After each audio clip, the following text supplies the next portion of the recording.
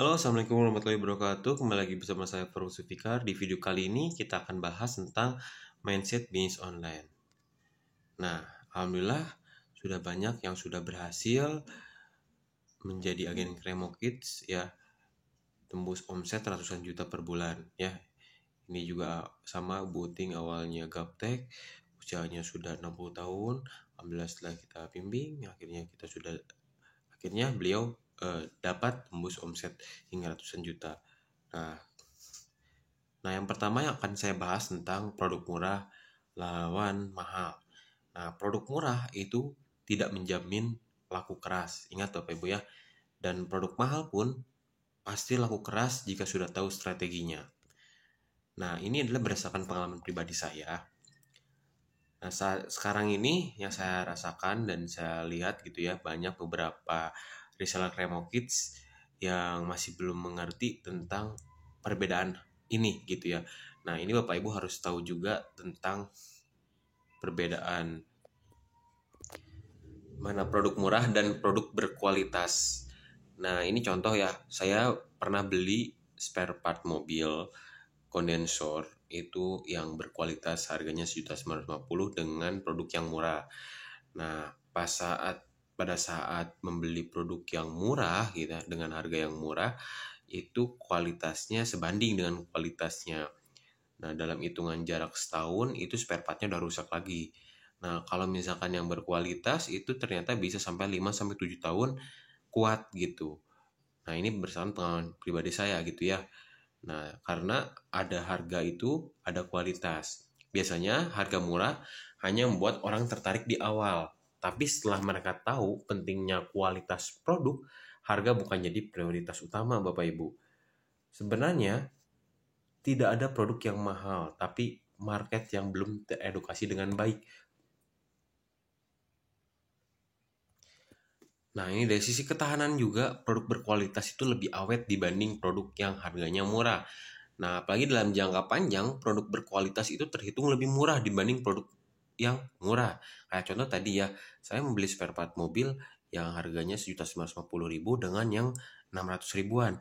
Nah, saat saya menggunakan spare part yang murah, walaupun memang karena itu di posisi butuh dan nggak tahu nih kualitas mana yang bagus, pas saya coba ternyata dalam waktu 1 tahun udah terjadi kerusakan lagi. Nah, sedangkan saya saat membeli yang harganya lumayan tapi kualitasnya bagus, itu sebanding ya, jauh lebih awet, bahkan bisa kuat sampai 7 tahun. Nah, kalau misalkan kita hitungan yang tadi nih ya, Bapak Ibu ya, kalau misalkan kalau yang harga murah 600.000, kita menghabiskan budget satu tahun ya, budget 600.000 dalam waktu setahun.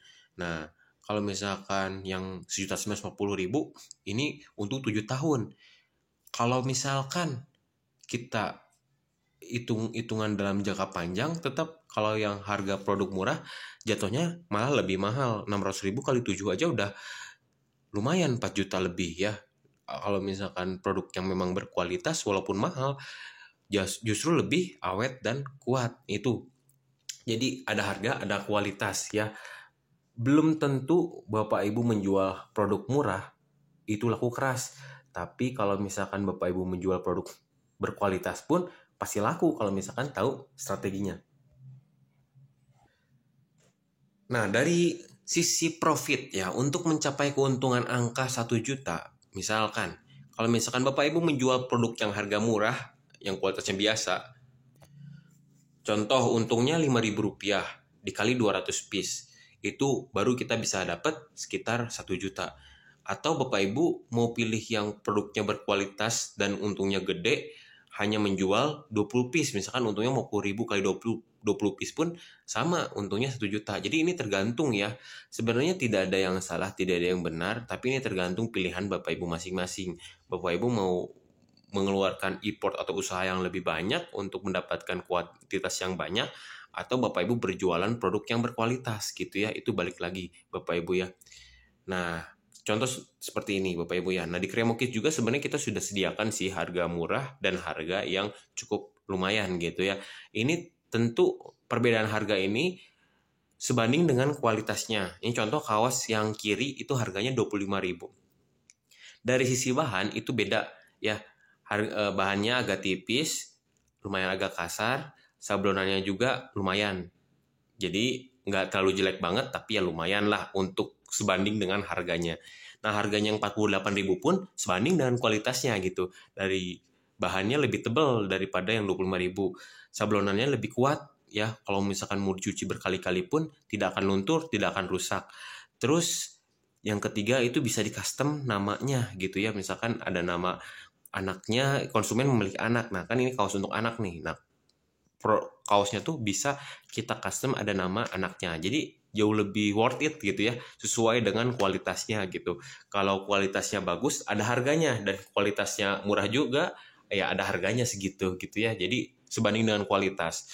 Nah, strateginya gini Bapak Ibu ya, karena kita di Kremukis itu ada harga yang murah dan harga yang lumayan ya, karena kita kan menjual kualitas juga, tidak hanya bermain di kuantitas. Nah, kalau misalkan Bapak Ibu jualannya main harga murah, kuantiti terus, capek mau sampai kapan Bapak Ibu ya menikmati hasil.